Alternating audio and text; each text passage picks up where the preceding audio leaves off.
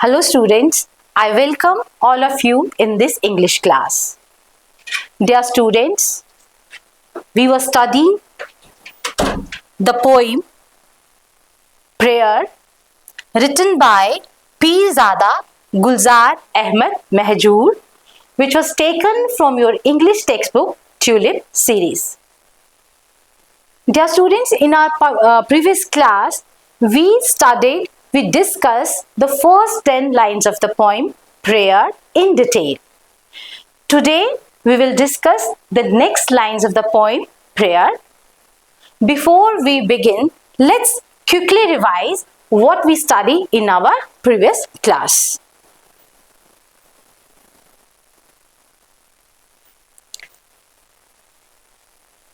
You know, in this poem, the prayer, here the poet prays to God to show him the right path, to lead him a right path. He trusts God and wants to learn good things. He wants to avoid bad things. He requests to God that please help me to avoid bad things.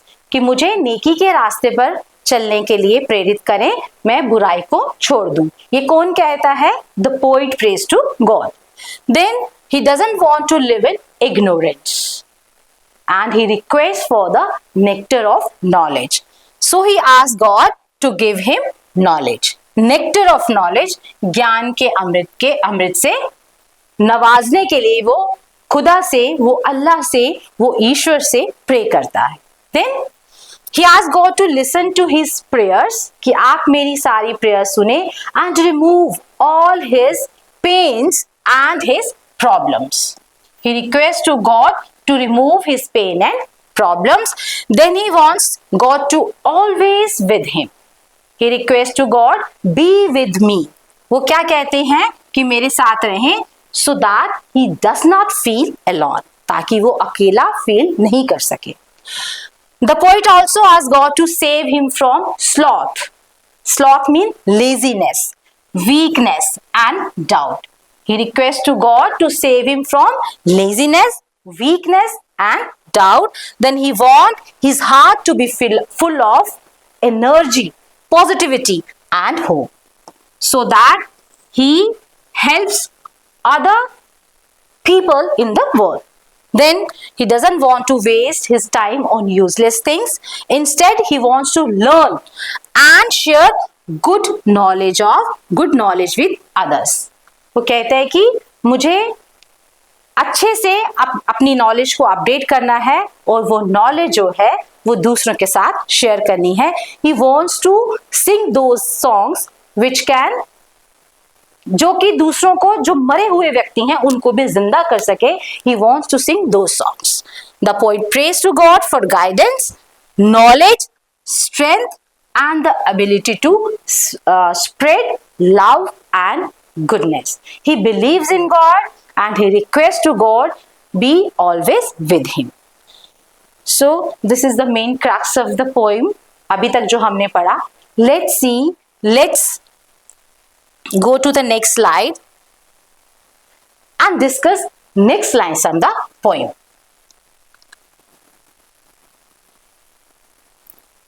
Next line है, you brought me to bloom with the earliest vernal breeze. Let not the burning heat of summer wither me grey. So, what does it mean? Here, the poet prays to God. What he prays? What he says? That God made him bloom with the earliest vernal breeze. Vernal breeze means flourish with spring blossoms and praise him to save him. Vernal breeze means flourish with spring blossoms. जब spring आती है उसके साथ जो फूल खिलते हैं तो वो कहता है साथ में and he prays him to save him. एक तो कहता है भगवान से कि made him bloom with the earliest vernal breeze. जैसे वो फूल खिलते हैं ऐसे मुझे हेल्प करें खिलने में. and he prays him to save him. Then किससे सेव करे? From burning heat of summer. Burning heat of summer. In other words, he says he prays to God to save him from all troubles and difficulties of the life. भगवान से प्रार्थना करते हैं ऐसी अपने pray में, अपनी सेइंग्स में वो कहते हैं कि मुझे जो दुनिया की सारी मुसीबतें हैं उनसे मुझे बचा कर रखना. Then let not the burning heat of summer wither me grey. यही कि जो दुनिया की मुश्किलें हैं उन्होंने किसके साथ कंपैरिजन किया? बर्निंग हीट ऑफ समर के साथ. बर्निंग हीट ऑफ समर के साथ. Burning heat of summer mean difficulties, problems of the life. तो वो रिक्वेस्ट करते हैं, please God save me from these difficulties of life. Then, like dew, how long shall I wait for the first flash of the sun? How long? What does it mean? He asks the God. He questions the God that how long should he wait? कितना मैं wait करूं? आगे क्या है? Like dew drops for the first flash of the dawn. Again वो compare करता है कि जैसे एक ओस की बूंद होती है तो वो सन की रेज के लिए, डॉन के लिए वेट करती है. तो इसी तरह से कहता है, भगवान से रिक्वेस्ट करता है कि how long should he wait for his prayers to get answered. कि मैं जो प्रेयर कर रहा हूँ वो कब मेरी सुनी जाएंगी, मैं कितना वेट करूं. He prays to awaken him with the flowers in the first stroke of the sun. Awaken me क्या है? Awaken me with the flowers in the first stroke of the dawn means he prays to God to enlighten his mind. मेरे mind को कहते हैं कि वो enlighten कर दो, मेरे में इतनी शक्ति, इतनी एनर्जी भर दो with his blessings as a flower bloom with the first rays of sun. कि जैसे एक जो फ्लावर है, जैसे ही सूरज की किरण पड़ती है तो जो सनफ्लावर हैं वो खिल जाते हैं, इसी तरह से कहते हैं कि आप मुझ पर अपनी कृपा करें, अपनी ब्लेसिंग शॉर करें ताकि मैं भी एक फूल की तरह ब्लूम कर सकूं. Clear? Now moving towards next line and next line. Next line में क्या है? In form I am a man, in substance far from humanity. कि मैं देखने में तो आदमी हूं, I am a man. What the poet says? The poet says he may be a human, but in reality he is far from humanity. उसमें कोई भी काबिलियत नहीं है. Far from humanity means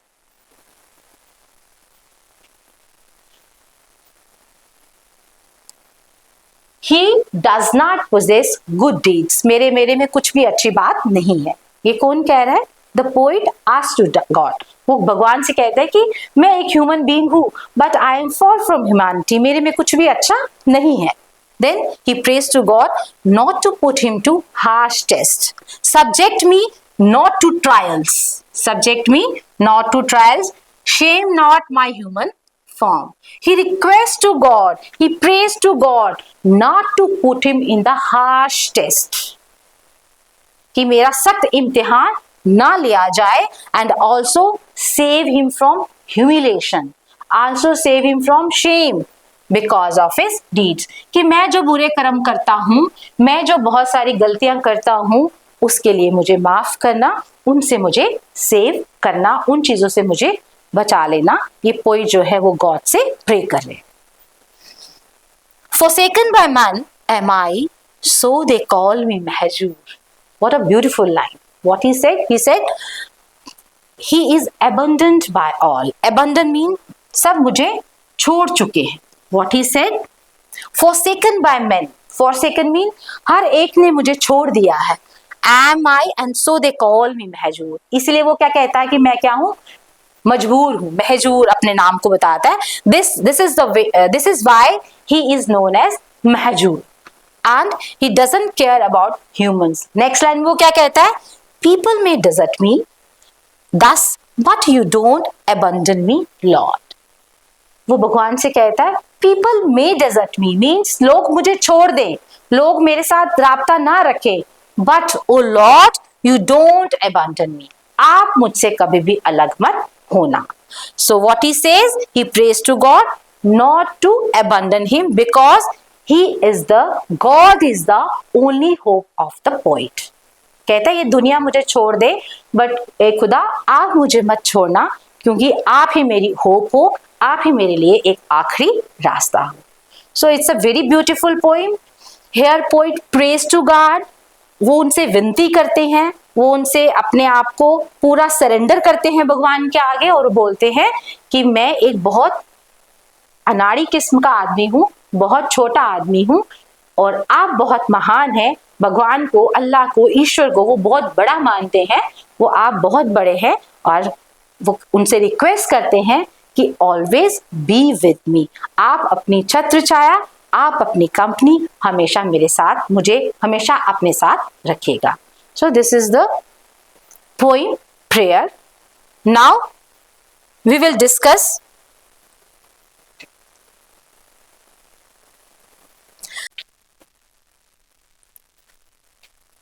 in our previous class we discussed about the poetic device metaphor. Okay, now here we discuss about the next poetic device. So first of all we will discuss what are poetic devices for a revision. So poetic devices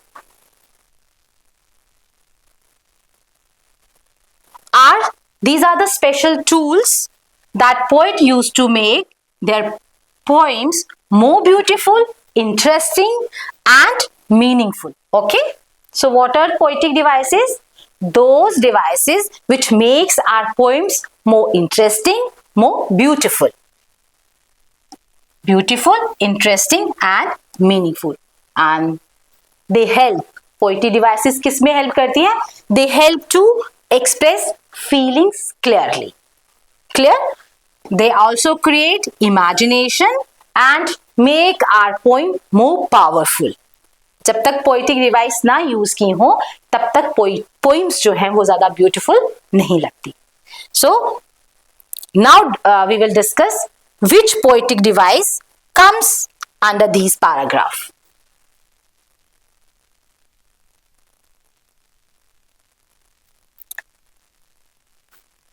Simile. Next poetic device क्या है जो इस poem में use की गई है? That is simile. And what is simile?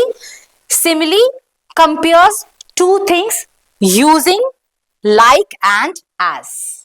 Like and as.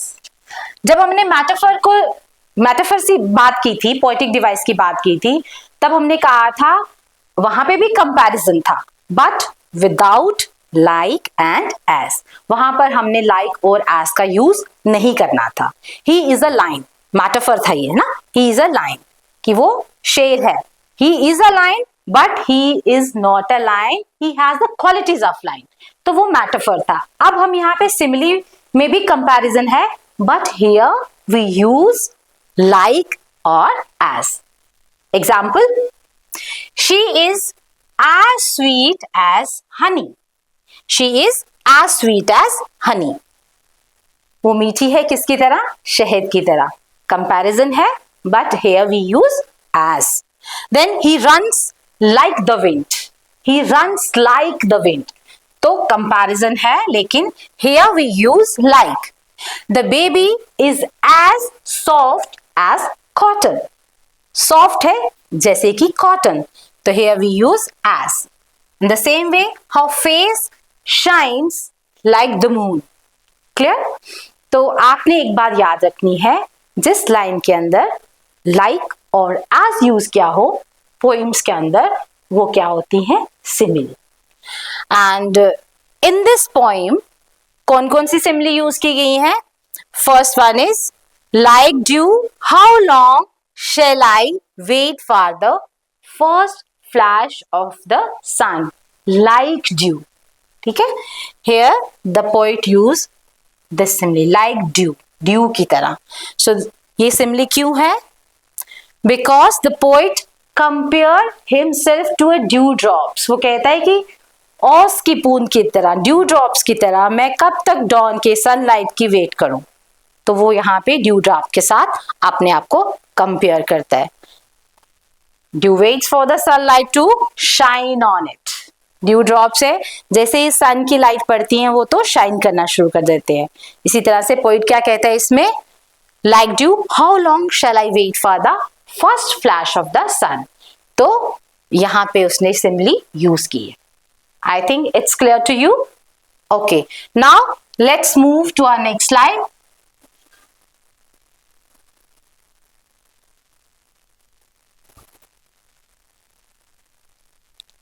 Once again stanza है, but now this is from the examination point of view.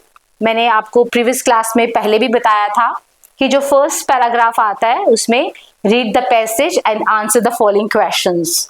You have to read the paragraph, ठीक है? That's why I explain the paragraph in detail, ताकि आपको उसका meaning पता होना चाहिए. Then you can answer those simple question in a very easy manner. बहुत अच्छे से आप उनको आंसर कर सकते हैं. I advise you, one thing I want to advise you, कि whenever you read this poem, go for 4 or 5 times. खुद से रीड कीजिए, खुद से बार बार पढ़िए, तो आपको बहुत अच्छे से समझ आएगा. Then you can answer the questions in a very easy manner. Okay, now let's do once again, and इस पैराग्राफ को दोबारा से पढ़ते हैं, फिर इसके क्वेश्चन आंसर्स करेंगे इसी के अकॉर्डिंगली, इस पैराग्राफ के accordingly. So you brought me to bloom with the earliest vernal breeze. Let not the burning heat of summer wither me grey. Like dew, how long shall I wait for the first flash of the sun? Awaken me with the flowers in the first stroke of the dawn. तो सबसे पहले like me यहाँ पे क्या use किया गया है? सिमली है यहाँ पे, ठीक है. अब ऐसे स्टैंजा होगा, वहां पे आपको उसके बाद आपके पास क्वेश्चन आंसर्स होंगे. यू हैव टू MCQs होंगे. You have to choose one correct MCQ. Okay, so let's do. The poem is address to, किसको एड्रेस की गई है? पोइट को, lord, the author, none of these. Yes, किसको request करता है, वो किसको एड्रेस करता है बार बार? The lord. You brought me to bloom, the poetic device used in the line is, this is for you. आपको मैंने डिवाइसेस समझाई हैं. You have to answer this question. Okay? Next देखते हैं. The word wither mean, yes, fade away. Then like dew, how long shall I wait for the first flash of the sun? What poetic device is used in this line? हमने just अभी read किया है. Like dew में कौन सी poetic device use की है इस line के अंदर? Exactly, this is simile. Now let's move towards the next slide. Again last stanza ये हमारा. इसको देखते हैं, इनके क्वेश्चंस कौन से हैं. In form I am a man, in substance far from humanity. Then subject me not to trials, shame not my human form. Forsaken by men am I, and so they call me Mahjoor. कि सबने मुझे छोड़ दिया हुआ है, that's why मेरा नाम क्या है? I am known as a Mahjoor. ये कौन कह रहा है? पोइट कह रहा है. Then people may desert me thus, you don't abandon me Lord. And वो कहता है कि लोग चाहे मुझे छोड़ दे, पर आप मुझे छोड़कर कभी मत जाना. Now let's see questions. Who does the poet refer to for not abandoning him? किससे रिक्वेस्ट करता है वो? Yes, obvious है, वो he is requesting to, किससे रिक्वेस्ट कर रहा है? God से रिक्वेस्ट कर रहा है. What is the poet's primary plea in the poem? इस तरह के क्वेश्चंस ही आपको आते हैं एग्जाम में ना. What is the poet's primary plea in the poem? क्या प्राइमरी प्ली थी उसकी? To become famous, to gain knowledge and overcome ignorance, to be blessed with wealth, to be accepted by society. Yes, B1. To gain knowledge and overcome ignorance. He wants nectar of knowledge. What does the poet fear will wither him? उसको किस चीज का डर था? The poet fears that the burning heat of summer will wither him grey. कि जो means the difficulties of life may be weakens me. वो कहता है कि ये जो वो वहां पे समर की हीट को प्रॉब्लम्स जो लाइफ की डिफिकल्टीज है उनके साथ कंपेयर कर रहे हैं। तो कहते हैं कि वो शायद ऐसी, मुझे प्लीज गॉड से रिक्वेस्ट करते हैं कि मुझे उनसे बचा कर रखना। Then what does the poet ask to be awaken with, ये भी हमने स्टैंजा में पढ़ा अभी। तो क्या था, he request to be awaken with flowers at the first stroke of the dawn, कि जिस तरह से सूरज की किरण पड़ने से फ्लावर्स जो है वो ब्लूम करते हैं, ऐसे में भी ब्लूम करना चाहता। क्लियर? मुझे लगता है आपको ये समझ आया होगा। Now let's move to the next. These are textbook questions and this question is very important. Question number 4 is very important. So let's understand this question. Subject me not to the trials, shame not my human form. कि मुझसे मेरे point कहता है कि मुझसे बहुत ज्यादा मेरे से हार्श मेरा ट्रायल मत लेना, मुझे बहुत ज्यादा आजमाना मत। I am shame not my human form, जो मेरी ह्यूमन फॉर्म है मैं बेइज्जत नहीं होना चाहता। तो वो रिक्वेस्ट करता है अपने गॉड से। तो you have to explain the meaning of these lines. तो क्या है, here the poet shows deep respect and surrender to his lord. वो भगवान के आगे बहुत उनको रिस्पेक्ट देते हैं और अपने आप को पूरा सरेंडर करता है। किसके आगे? गॉड के आगे। He feels weak and believes that if his Lord tests him, he will not be strong enough to face those challenges. कि अगर भगवान मेरी परीक्षा लेंगे, if Lord tests me, then I can't face those challenges. मैं उन challenges को face नहीं कर सकता, इसलिए भगवान से प्रार्थना करते हैं मुझे उन चीजों से सेव करना। He is afraid that he will fail. उसे डर है कि कहीं ना मैं फेल ना हो जाऊं। So he sincerely prays to his Lord to save him from such difficult trials. That's why he prays to God. He requests to God to save him from those harsh trials. कि मुझे उनसे बचाकर रखना। He worries that if he fails, he will feel ashamed as a human being. क्योंकि उसको चिंता है, he is worried कि अगर मैं फेल हो गया तो मैं बहुत ज्यादा मैं बहुत ज्यादा शेम फील करूंगा, एज ए ह्यूमन बीइंग मेरी बहुत ज्यादा बेइज्जती हो जाएगी। So he request to God not to put on him on the harsh trials, कि मुझे ज्यादा मेरी ट्रायल मत लीजिएगा, मेरी परीक्षा मत लीजिएगा। Now the last question is what reassurance does the poet seek him from the Lord. क्या थी वो? That while people may desert him, क्या उसको ज्यादा किस चीज की एश्योरेंस चाहता था? That people may desert him, but oh Lord, please be with me. मेरे साथ रहिएगा, मुझे छोड़कर मत जाइएगा। तो this is the request of the poet to God. So this is all about the poem prayer.